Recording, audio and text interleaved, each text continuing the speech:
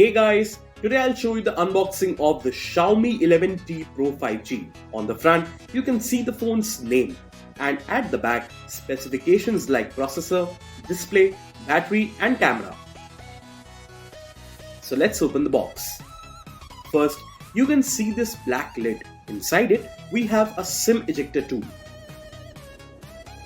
Here is a USB Type-C to 3.5mm jack headphone adapter, and documentation like a quick start guide which will give you information about the phone. Next, we have a silicone back cover which will protect your phone from any damage. Here we have Xiaomi 11T Pro 5G, comes with a punch hole display. The phone has a 108 megapixel AI triple camera setup at the back with Xiaomi branding at the bottom left. The phone looks stunning. Next is a USB Type-C cable for charging the phone and transferring the data.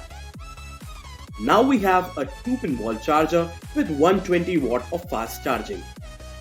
So guys, that's all you get inside the Xiaomi 11T Pro 5G box. Thank you so much for watching this video.